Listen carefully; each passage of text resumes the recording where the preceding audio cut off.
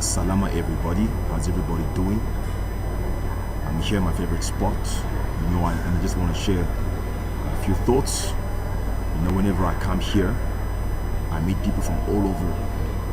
South Africans are here, I meet Malawians, I've met some Nigerians, I've met different people, and I love to speak to them about the renaissance of the black man. How can the black man awaken and arise? I've met people from all faiths. I've met pastors here. I've met a prophet here. I had an encounter with a prophet here. He came and he gave me a prophetic word, and I doubt he knows what I believe in. I'm sure if he discovers what I believe in, he's going to call me the Antichrist, because a lot of people always call me Antichrist. So yeah.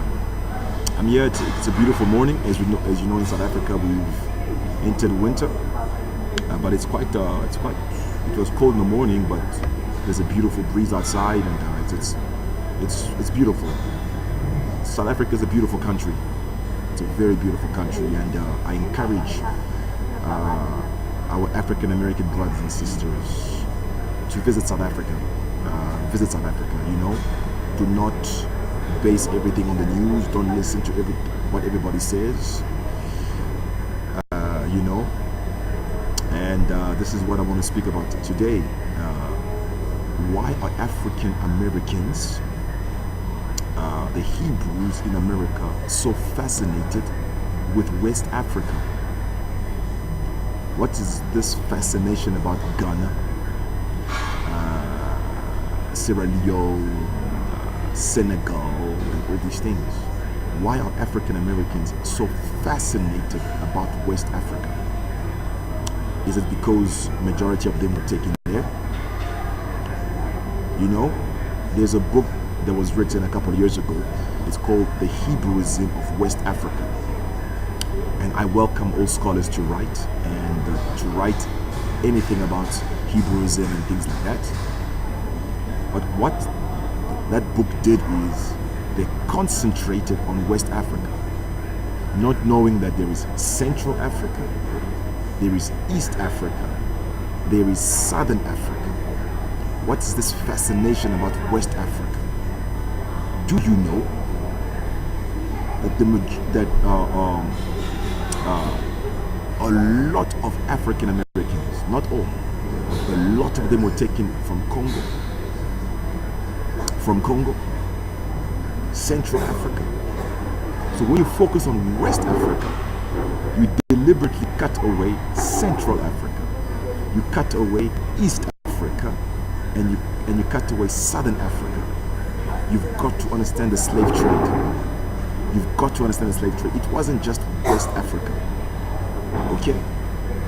A lot of our brothers in America have never studied the slave trade in East Africa. You've never studied the slave trade in Southern Africa. Do you know there was a slave trade in Southern Africa? They took slaves from South Africa to Mozambique, that area, because Mozambique is a Portuguese colony. Mozambique, Angola. They took slaves from Congo. They took slaves from everywhere. Now, they took a lot of Congolese people. And I know that there's a strong presence of Congo in Cuba and South America. We see it in their culture. We see it in their words. We see it everywhere. Now there's an amazing African American community called the Gulagichi. In the African Americans, they call them the Gulagichi. They've kept certain customs so we can identify. Those are Bantus here, That is the amazing thing about the slave trade. The Most High said we would lose our heritage. But even in losing our heritage, we still see traits of Congo in them, or Bantus. So when you focus on West Africa, you forget about Cameroon. Cameroon falls part west, and but you forget Cameroon, you forget Southern Cameroon, you forget Central Africa. What you don't understand is Africa consists of tribes. We are tribes, and we are separated not by how we look in Africa, no. We are separated by linguistics. It's your linguistic, your language. In Africa, it's your language. For example, I'm from Congo, okay? But when I hear Zimbabweans speaking Ndebele, or when I hear Zimbabweans speak Shona, I can understand, okay? But if I hear a Nigerian speak Igbo, I don't understand a thing. Or I hear a Nigerian speak Yoruba, I don't understand a thing. But when I hear a Gabonese speaking his native tongue, I can pick up. You know, I'm from Congo, but I can understand Zulu. I can understand a bit of Xhosa. I can understand, you know, when they just speak. Wow, linguistics. In Africa, it's about linguistics. It's not about how you look. It's about your linguistics. So a lot of it's about your language. So a lot of African Americans make a mistake. They look at the looks and they're like, no, this is a Hamite, this is a Shemite. If you light skinned, you know, if you bronze, whatever. There's an African American lady who was a friend of mine on Facebook, and she told me, you look like my uncle.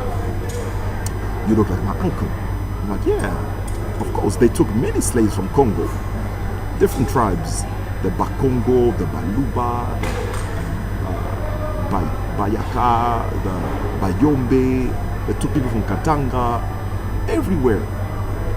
They took people from Kenya. Do you know that they took Kikuyu people?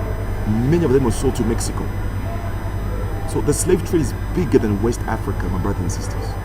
Anyway, this lady says, you look like my uncle because of the way that I look. You know? So she's like, no, you're not a Hamite. You know? This ham and shame thing is very interesting. You know?